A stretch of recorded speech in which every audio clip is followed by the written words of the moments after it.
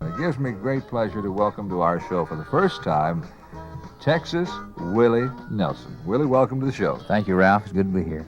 I've never had you on the show, Willie, and I've looked forward to it for such a long time. Well, I've been chasing you, and I just couldn't find you. I never could blast you out of Texas. You love Texas, don't you? I sure do. I know Texas loves you. Willie, they used to say you were ahead of your time when you first started making records. Did you ever agree with that? No, I always thought that folks in Texas were about right and everybody else was behind. Well, somebody once said a hit tune is an idea whose time has arrived. Certainly your time has arrived. You've become one of the biggest stars in the country. Do you feel like a big star? No, not really. I haven't noticed any great changes coming over me.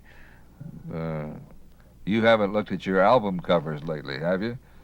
In putting together this show, we started looking at your album covers from way back, from the Liberty record days. Yeah, that kind of does look like a movie going on there. And there are a few changes.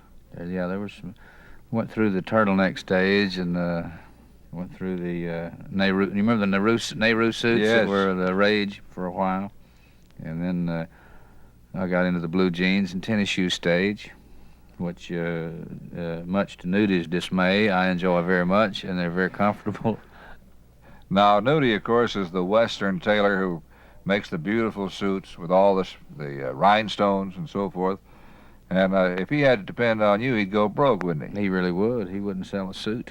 Well, The last Nudie suit I wore was when I was working with Ray Price, and we had to wear Nudie suits. You remember when I was working with Ray and everybody, Ray, of course, naturally had 9,000 Nudie suits in his closet, and he insisted that all of us wear them, and we had on our rhinestones and everything. Connie remembers, and that's the last Nudie suit I wore. Not that I don't like them. I think they're beautiful, but they're just heavy, and they cost a lot of money. Now, you, I would imagine, are the most laid-back man in music. You're wearing now what you would wear on stage, right? Mm-hmm. Blue jean jacket, blue jeans, and a pair of sneakers, etc., Mm-hmm. and a headband. Mm-hmm. What's the headband for? Keep the hair out of my eyes. Okay, that's a very practical reason. Willie, on the record Blue Eyes Crying in the Rain, I understand you're playing the guitar. Mm-hmm. And this is your band? Right. It's recorded in Garland, Texas. Really? It wasn't one of those Hollywood or Nashville or major city productions then? No, it was recorded in a little bit of studio out behind a bunch of warehouses in Garland, Texas, a place called Autumn Sound. Why did you pick this old Fred Rose song? This has always been a good, I've been singing the song in clubs or, in Texas and around for a long time, for 30 years. The song came out in 1945. It's when it first copyrighted. And as far as I know, I think Roy Acuff had the first record on the song.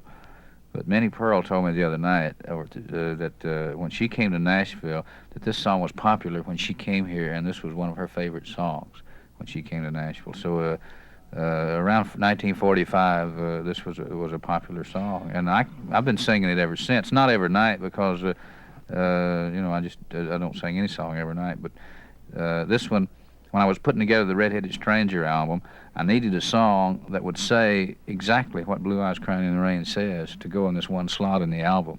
Was this the first time you'd had a number one record? First time. You've been in the top 10 a lot. Yeah, a couple of the songs. Blue, and you remember Touch Me, when Touch Me was out, it was in the top 10, and Mr. Record Shirley Man. and I had Out Willingly, and that was in the Mr. Record Man. Well, Mr. Record Man, I think, was number one on your show It one was. time when you had the all-night show. That's right. We kept a top 10. Mr. Record Man was number one. That was the first time I'd ever had a number one record was on your show. I see. Well, you've got another one, Willie. It's like the doctor says, "Do you ever have this before?" He said, "Yeah." But so you got it again. What did Roger Miller say about Charlie Pride? He told Charlie that he looks just like his records. That's one of the funniest things I ever heard. Willie, He walked up behind Ray Charles, put his hand around his eye, and said, "Guess who?" I think he did that to Ronnie Millsap. Hey, Ronnie Millsap. Ronnie Millsap was our driver the other night. Was he? Where were you going? Well, when we had the CMA show over there, when it was all in those little cars, I don't know when you was over there. I we was had there. 50 little bitty cars. They looked like those little bumper cars that they have in and they had 2 or 3 of us, and each one of them, we were running around over WSM's Opryland over there. And that's the end of that story, and there's no punchline. No, Let's go back to I was the announcer there, announcing as you would come by in those little cars. That was I saw you. That was the opening of the CMA show when we would present each of you. We presented you 2 by 2, and Ronnie was driving, wasn't he? Yes, he that was. was the reason we had those problems.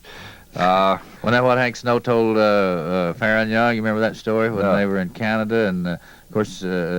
And I think they'd had a party, and the party was over, and everybody left the room except Hank and Farrah, and they were sitting there in the room, and of course they've been notorious enemies, in the business. Not really, but they're always kidding each other. And Hank said, Farron said, here we are sitting in a motel room in Toronto, and sitting here having a few drinks and talking and telling jokes just like we liked each other, and said, you can't stand me, you hate me.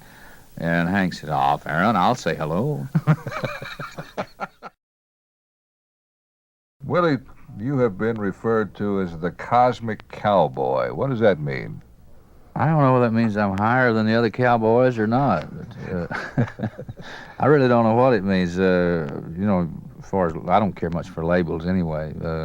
I guess they're all right and maybe a necessity. But the cosmic cowboy has come up, and the progressive country has come up, and redneck rock has come up. So just whichever one you like. All right, is there a musical movement in Austin? Sometimes they'll say the Austin sound. Austin just happens to be, by chance, I guess, or whatever, one of the best places in the world to go and play and perform because of the audiences there. The audiences are very enthusiastic and receptive, and they love country music, whether it's progressive or redneck rock or whatever it is. They love it, and they will come out and come out. If you got a good show, they'll come out in applause, and if you don't, well, they won't come out at all. Or if they do, they won't. They're a very honest audience, and there is definitely a movement going on, but it has nothing to do with recordings or record studios or anything else. I think it would probably be more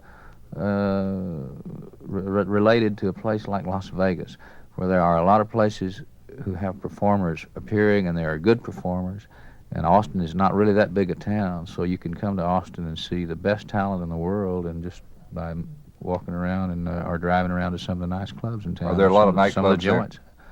Yeah, there's probably more in Austin, I guess, per capita than any other place in the world that I know that have really good music.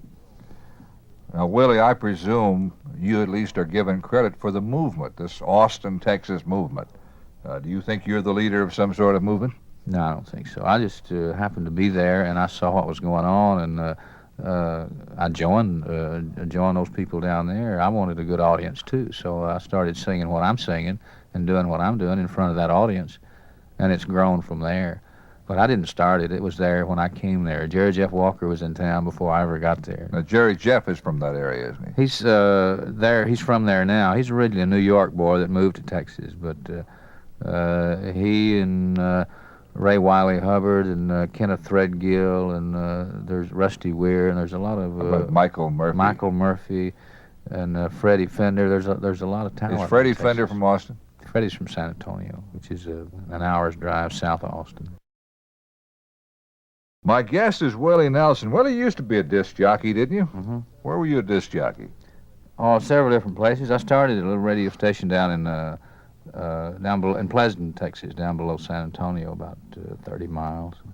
And I started out down there, and I never will forget the first day on the job. The guy, Doc Parker, he's still there, and he's still a good friend of mine, but he asked me if I'd ever had any experience. I'd applied for the job as a disc jockey, and I heard that they needed a man, and I said, sure, I've had experience. And which I hadn't. I lied, sure. But we got into the studio, and he said, "Are you familiar with this board?" And one time I had remembered looking at a board when I was really a teenager, or maybe 13 or 14 years old. I had a radio show in Hillsboro, Texas, and I remember they had a Gates board there. You remember the old Gates Yes. board? So I remembered that. And the guy, Dr. Parker, said, "Are you familiar with an RCA board?" And I said, "No, I've always used the Gates."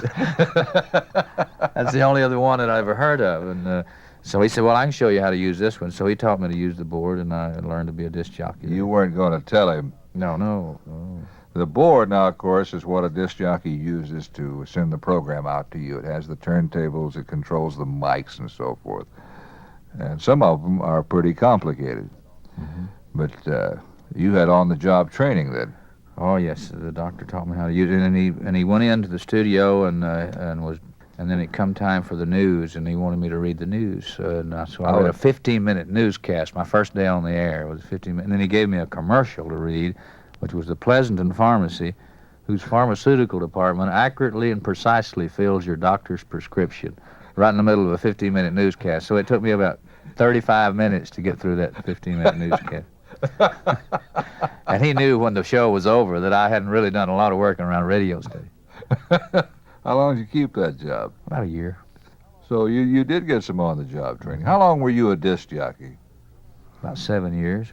Really? So you served time and paid your dues then, Right. didn't you? In a lot of different areas. Why is it Willie? Why not Bill or William? That's my name, Willie. Is it William? Willie, W-I-L-I-E. Huh? Willie, it's Willie. Then I have a middle name. What is too. your middle name, Willie? It's called, my middle name is Hugh. What's yours, Ralph? Ralph? Ralph? No, it's Walter Ralph. Oh, Ralph. Sound like a puppy. That's Walter, my first name. Walter Ralph? Yes. Mm-hmm. Willie Hugh. Is it Willie or on your birth certificate or William? No, it's Willie, W-I-E, Willie Hugh Nelson. Willie Hugh Nelson. You know, people in the South are famous for their three names. There's Billy Ray and Billy Joe and Johnny Joe Jack and Billy Jimmy John and Willie Hugh. And Joe Bob. And Joe Bob. Willie, tell me who this pretty lady is over here. I know who she is, but you might tell our audience who's sitting there with us. It's Constance Jean over there. That's one of my wives. One of your wives, I see. She certainly is pretty. Yeah, she's one of the prettiest. She really is. How long have you been married? About 5, 6 years now, I guess. 5 or 7. 6 years. 7. When's your anniversary? Oh, wait, April 30th, because it's my birthday. I can remember it. Oh, well, that's easy then. Mhm. When's her birthday, though? It's June 6th, right? Yeah, she's a Gemini. She's prompting you over here, Mhm. though. She doesn't want you to be embarrassed. She held up one finger. I don't know what it means. I know she's more than 1 year old. She was born then on D-Day. Yeah. Oh, is that what? How come you're so smart? You know D-Day. No, D-Day is a very famous day, June the 6th, 1944. I was didn't know D-Day. that. How old were you at D-Day? I was 11 years old. Hmm. How old were you? I don't know, 11 or 12. Roger Miller run up to this kid, and we was in the airport in Seattle, and was leaving town. It was about daylight, and this kid run up and said, "Aren't you Roger Miller?" And then Roger said, "Yeah." I said, "How old are you, boy?" He said, "I'm 7." He said, "When I was your age, I was 9." You know what this show is going to be like? I did the show a while back with Ray Stevens, and I didn't get a straight answer the whole show.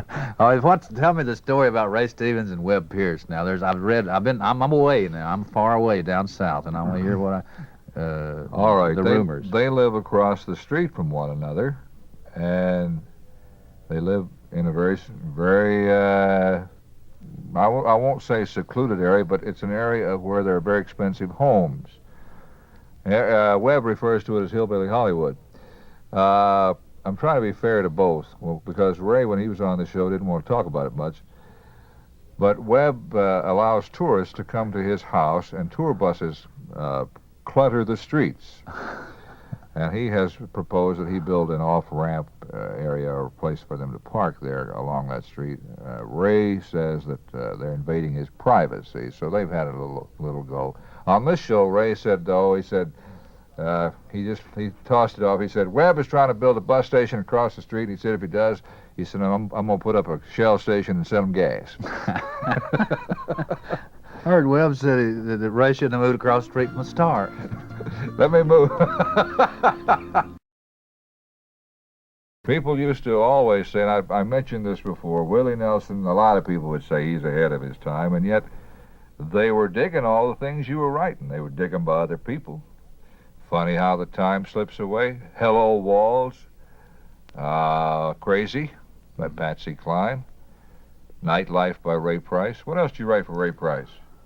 Oh, are you sure this is where you want to be? And, well, I almost wrote Soft Rain. What do you mean you almost wrote? Well, I was working with Ray at the time. We were in front of the bus, and And we were sitting there trying to think about it. He said, let's write a song. And I said, oh, I'd rather play poker. So I went back in the back and I started playing poker. And he come back and said, hey, Hoss, come on up here. I got one started. Come help me. And I said, okay, Raymond, I'll be right there. And I sat there and lost about another $50. And by then, he'd already written Soft Rain. You should have gone. Really? Willie, let me ask you about another one of your songs. In fact, I'll ask you about two of them. Willie Nelson is my guest, and apparently you hit upon hard times in your life at one time or another. Oh, maybe. Huh? Family Bible. The story goes you sold that for about $50. Exactly $50, yeah. I sold it to, I was living in Houston at the time, and I just moved there with my wife and kids, and we was trying to get into an apartment. I didn't have any money. And I'd stopped by a place called the Esquire Club out on Hempstead Highway, and Larry Butler, not in no relation to Larry here in town, but Larry Butler, the singer, had a band there, and I did a lot of my songs for him and tried to sell them to him. And he said, no, I won't buy your songs, they're too good, but I'll loan you some money. So he loaned me some money. And I got into this apartment, and then I ran into these other friends, and they bought the song. They wasn't as good to me as Larry was. They took the song, but and gave me $50 for the Family Bible. So when the song came out, I think by Claude Gray. Yeah. That's why I like Larry better than I do Claude. It had somebody else's name on it. It was a while before somebody said, "Hey, Willie Nelson wrote that song." And Nightlife did not have your name on it, did it? No, Nightlife had 3 more names on it, none of them mine. And none of those people whose names on it had anything to do with writing it. And I was just trying to raise a little money on the side, as they say back in the old days. What'd you sell that for? I sold that one record just for the cost of getting the record out. I gave the royalties off of the first record of Nightlife to 3 guys because they put up the recording money to get the song recorded and out. You had the first time it was done by me. Was it by you? Yeah. It was done by Hugh Nelson and Paul Buskirk and the Little Men. This was the record when I came up to your studio. This is the time I ignored you. Yeah, you really blew me off completely.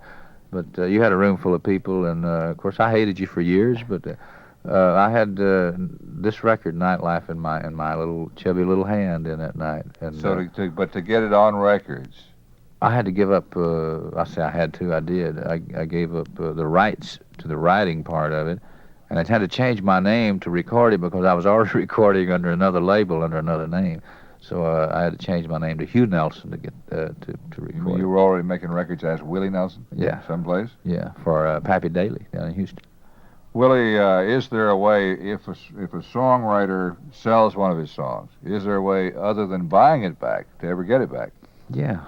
Yeah, you can go beg the guy for it back if you want to. No, I'd heard that after the copyright runs out, then it might revert to its original person. The original. Well, that may be true, but that's 37 years or something like that, and it really doesn't matter then. How long is a copyright?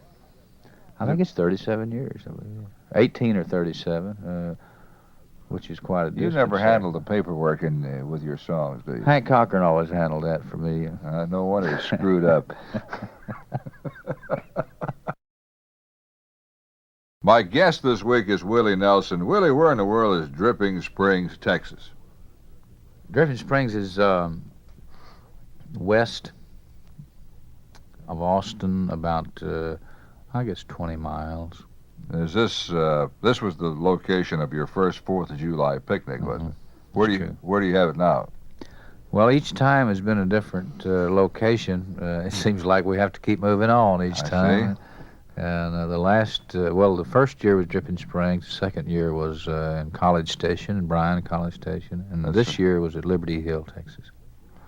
Now, your Willie Nelson's 4th of July picnic and show has become rather famous. I don't know. Do they actually do any picnicking, or is it all picking? Well, I don't know what they're doing in the audience, but on the stage we're doing a little of both. Who'd you have this year on the show? We had the Pointer Sisters, Chris and Rita, myself, Charlie Daniels, Doug Soms, Milton C., Billy Carroll, Floyd Tillman, Johnny Bush. How many people did you draw? About 90,000 90,000? Over how many days? one day. Just, what'd you do with 90,000 people in one day? Oh, what can you do with that? That's like when they asked me, said, how are you going to control 90,000 people? And I said, now, you asked the question. There's no way to control 90. They have to control themselves, and which is what they do. Have you had any problems with these huge crowds? None at all. None at all. We had about 50,000 at the first picnic, and last year we had about 125 over a 3-day period, and this year we had about 90,000. And we haven't had any problems at all. The only this year we had a birth. A lady gave birth to a baby and named the little girl Liberty. After Liberty, Texas? After Liberty Hill, Texas. So there hasn't been any problems at all. I presume this is going to be an annual event. I would hope so. There's a very silly law in the state of Texas that I'm interested in seeing thrown away. It's called 5,000 people. It's called the Mass Gathering Act. And I've been filed on this year because there was more than 5,000 people who gathered for longer than 12 hours. So before we have another picnic, I'll have to wait and see the outcome of this trial that's coming up pretty soon. But I would like to have another picnic. Well, you've had 3 picnics, but only on one occasion have they gotten you on the mass gathering law? Yeah. The other Somebody time, mad at you? Yeah, there's an old commissioner down there that didn't want the thing to come through in the first place, and he doesn't like us hippies anyway, you know. And does he refer to you as a hippie? Not to my face, he hasn't, but I'm sure he doesn't like anything he didn't understand or that might be a threat to his peace of mind in any way. So he didn't, and plus he's a politician and he's trying to get votes. So he decided that he would be against our 4th of July picnic, which is fine. And he blew 90,000 votes. At least he blew one that I know of. Willie, what do you remember about the song Touch Me? I remember I was working with Ray Price when I wrote it. Jimmy Davis playing steel, and I think we just left Beaumont, Texas, and we'd worked Yvonne's place in Beaumont, and we was going out to, I think, Midland or Odessa somewhere to work out there. And it was in the middle of the night. And my bunk was above Jimmy Day's, and he was writing songs in the lower bunk, and I was writing them in the top bunk. And he would come up with some real good lines, and he'd come up and sing them to me and say, what do you think of this, Willie? And I said, that's terrible. Go back and write some more. And so all the way from Odessa, he wrote, I think, one line that I liked while I was writing Touch Me. Did you ever lay your lines on him? Oh, no. I never did give him a chance to say, what do you think about it? No, sirree. I enjoy your reminiscing about the song, so whatever comes to mind about Half a Man. I was laying in bed, and my left arm was free. My right arm had a lady on it. This was in the 60s. And it was in the middle of the night, and I had woke up, and I wanted a cigarette. And so I only had one arm free to get a cigarette. So I started thinking about what would happen if I only had one arm, and then if I had one ear. And You put me on. No, this Did is it really a happen story. this way? And I learned to light a cigarette with one hand that night. I feel like you just made that up.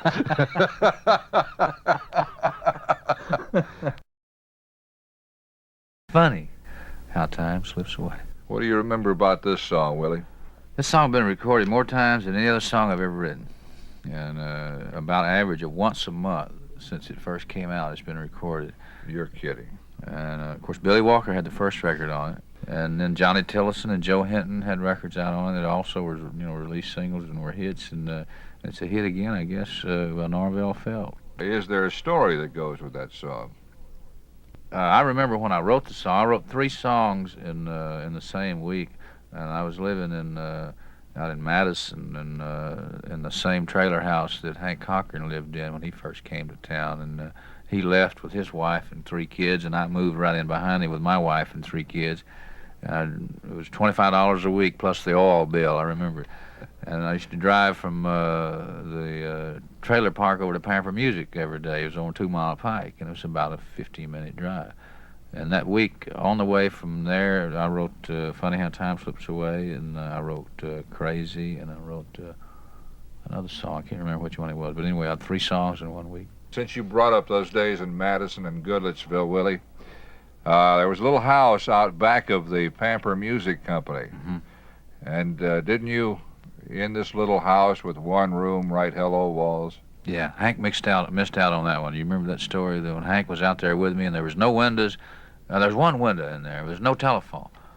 And Hank got a telephone call. He and I were sitting out there trying to write a song, and we were sitting around looking at each other and trying to come up with something creative. And the phone rang, and just as the phone rang, I had an idea for a song, Hello Wall. And I said, Hank, I'm going to write a song called Hello Walls. You want to help me write it? And he said, sure. As soon as I get back from answering the telephone, because Maydale Sandusky had come out to get him to the telephone. And by the time he got back, about 10 minutes later, I'd already written it. In 10 minutes? Mm-hmm. Hello walls, and the walls would talk, and the window would talk. Hello window. Hello window. Right? Hello ceiling. Hello fool. Yeah, I made Willie a little money one time. I could have played my record, of course, on this show and been right in keeping with the Willie Nelson's hits. Really? People laugh about my record career, but I did win for you an award, didn't I? Mm-hmm. Now I laugh about that. You did win me an award. I had a record called Hello Fool, an answer to Hello Walls. You talk a good song. Yeah, and you know who gave me the idea? Joe Allison? No, Hank Cochran. Hank did?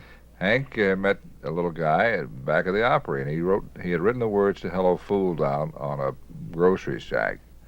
And, of course, you being the writer of the original idea got half of it. And then Joe Allison, who produced the record on me, rewrote it and didn't take anything. I never will forget when I ran into, Willie, you appreciate this, I ran into Perrin while I had Hello Walls. He had Hello Walls, and then I followed it with Hello Fool, and I hadn't seen him. And if he came up one night, and I said, I kept waiting for a comment. And he never mentioned my record. And I said, well, what do you think? He said, what do you think about what? I said, what do you think about my record? He said, why'd you call me a fool? Willie, let's have another story about a song. This is sort of, and then I wrote. Hank Cochran introduced me to Patsy Cline the first time that I met her, and Patsy recorded this, and I think during the session, I think they worked 3 hours, I think, and the only song that they did on that whole session was this one, Crazy. This was the follow-up, wasn't it, to I Fall to Pieces? Right. And she had hit number 2 in that string she developed at that time. I guess it was about a year before she died, wasn't it? Mm-hmm. Was this that day you wrote Funny How the Time Slips Away? Yeah, this was the same week. Crazy was, the same week from driving from the trailer house over to Pamper Music. In discussing music and people you've known, we didn't mention Donnie Young, Johnny Paycheck. You took his place with the Ray Price Band, didn't you? Yeah, that's true. And then Johnny Bush, the drummer, used to be your drummer, didn't he? Yeah, and before that, I used to be a lead guitar player for Johnny Bush. Before he was a singer, had his own band down in San Antonio, and this was in the early 50s. And I was a lead guitar player and played for him. So you were his employer, and he had been your employer. Mm-hmm. That's kind of a strange set of circumstances. Willie, you and Waylon Jennings, and I guess Jessie, because she's married to Waylon, are referred to sometimes as being the leaders of the underground musical movement. I know we talked about the Austin thing earlier. Sometimes the term is used, the media has a good time with you. Sometimes they call you an outlaw. Mm-hmm. How do you interpret all that?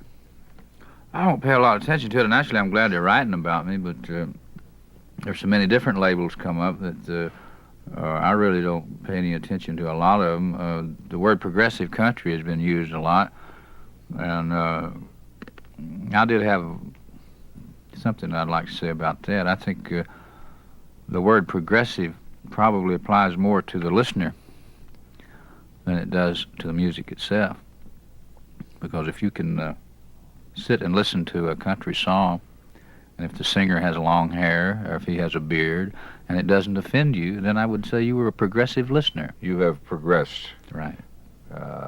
Beyond the time. In the old days, those young days when the Young Turks, Roger and Willie and Hank were running around Nashville, you couldn't have gotten away, though, on stage with the way you are attired now, could you? I don't know whether I could have gotten away with it or not. I couldn't have gotten away scot-free, but I might have been able to get out without getting killed, but there would have been some comment. Even now, I still get a little shaky in truck stops, but it's not as bad now as it used to be, and it may not have ever been as bad as we thought it was. But today you are enjoying unprecedented popularity. Willie Nelson has arrived. And years ago we thought you had really arrived as a writer, but now you have arrived as a performer. I think somebody once said, I read on the back of one of your old albums, that it's too bad you'd ever written a song because people typed you as a writer and didn't listen to the way you performed the tune. That's probably true. A lot of people who write and are successful writing, then they are cast as a writer, and it's difficult for them to ever get any good shots at being a performer. Which would you rather do? Well, I have to perform, and I have to write, so I have to do both of them. You can't select one No. over the other. Willie, when I was in Texas, they were telling me something about you had done something wrong that involved the state attorney general in Texas. Oh, yeah. And he, being a friend of yours, apparently he got into it the last minute, and I think he said, that's the way the story went, if next time you're going to prosecute Willie Nelson, would you let me know first? What happened in that story? Well, it was, you don't know the truth of the Yes. thing. Well, me and a lot of other pickers work door jobs, where we go in and we play a gig and we get all the door. And What the comes club through? operator will take all the bar, and he make a little money, we make a little money. I've done this for years and years and years all over the country. In the state of Texas, there is a tax that must be paid on a door tax, a cabaret tax. And it came down to whether I was supposed to pay that cabaret tax or whether the club operator was supposed to pay it. And in the meantime, no one had paid it, and it had come across the Attorney General's desk that when he was investigating this one particular club owner's taxes, the cabaret tax issue came up. And that's how I got involved in it, because this one particular club operator that I'd worked for several times had always been for the door. So he suggested that I would be the one that would be liable for the taxes. So the Attorney General's office, just as a course of routine, when it came across the desk that came there that I was liable for the taxes and the taxes hadn't been paid, so the suit was filed against me. But then when it finally came down to the Attorney General's office and he looked at it for what it was, he saw that it really wasn't that serious. So and we got to checking into it. We found out that the club operator could be also liable for that, and because it was never established who was going to pay the taxes. So I wound up, we reached an agreement and the suit was dropped. And he was a buddy of yours too, wasn't he? Yeah, he was just doing his job, and it came. But at the last, during the time, we had an Impeach Hill sign on there. John Hill was the Attorney General, and still is in the state of Texas, and we played a club there, and some friends of mine had a big Impeach Hill banner that they flew across the stage, which I'm sure didn't shake him up any at all. He could care less about banners. Willie, we took this show on the road a while back to Dallas, got down there with Ray Price, and the subject of Willie Nelson came up, and he told us about a reunion you hope to have. I wondered what the progress of that reunion is. You and Ray and Johnny Paycheck and Roger Miller all on one show. I think Johnny Bush, Darryl McCall, people like this. I hope we can get that together. I still think it's a good idea. It's a little late in the year to do it this year. We'll probably maybe do it next year in the spring or summer when we can go outside somewhere and do a show. But I think it would be good to get all the original Cherokee Cowboys together for one show. And as you said, there's a lot of a lot of players that used to work with Ray that have gone on and done all right by themselves. Johnny Bush was one, Roger Miller and Johnny Paycheck and myself, and of course all the fantastic musicians that have worked with Ray, Shorty Lavender and Buddy Spiker and Tommy Jackson and Buddy Emmons and Jimmy Day. I think it would be good to get everybody together one day, or as many of us as we can, and do a show. The Ray Price Alumni Association. I think that would be a good idea. Willie, earlier you mentioned that you were in the Army. I never knew that. I was in the Air Force, really. What did you do in the Air Force? I did a lot of hiding. I used to, whenever they call a roll call, I'd say here, and then when we go back into the barracks to get our canteen, I'd slip out the back and hide under the barracks all day long while everyone else was. I didn't last too long in the Air Force. I found it hard to adjust to military service. We were in peacetime, so I didn't see the need of all that, walking and yelling and all that. Where were you stationed? I was stationed at Lackland Air Force Base in San Antonio for a while, and we stayed in tents in the mud, and it was during December, and then we went to Shepherd Air Force Base in Wichita Falls, and then I went to then we went to Biloxi, Mississippi, where I went to the radar mechanic school there, and worked out of that right into the Air Police, I believe. Were you an AP? Well, for a little while. Then I got into the medics. And then I got so hung up in the medics, I got in the hospital, and that's where I got a discharge from the hospital. And I used to have to wake up in the morning and get up out of bed at 6 o'clock in the morning. This dummy nurse, lieutenant that was there, would make me get up in the morning at 6 o'clock and make up my bed, and then I could lay back down. You mean just as long as you got up at 6? I got up at 6 and made the bed. I take it you didn't find a home in the Army or the Air Force. Oh, it was a nice place. When you were an AP, did you, how tall are you, Willie? 5'9". How much did you weigh back in those days? About 130. Did you have to rouse some of these great big guys that were raising cane? I was on their side. Oh. That may be one of the reasons I didn't last long as an AP. I want you to tell me again about Bloody Mary Morning. Well, there is a story that goes with this song. You think I'm making up all these stories, but these are true incidents. Bloody Mary Morning was written you remember when Glenn Campbell had his television show, and I was his guest one week on the Glenn Campbell show in Los Angeles, and it takes a week or 5 days. It took 5 days to do that show. And we had just finished the show and had a party afterwards, and everybody had been up all night long. And I had gone to the airport and caught that early morning Continental flight out of Los Angeles into Houston, which was Flight 50 from Los Angeles to Houston. And during that flight, I wrote Bloody Mary Morning. Willie, there's one more song I want to talk about it, and that's your great Christmas record, the Pretty Paper thing, which became sort of a Christmas classic. And here we are in the middle of November, and it'll start coming up in a few weeks.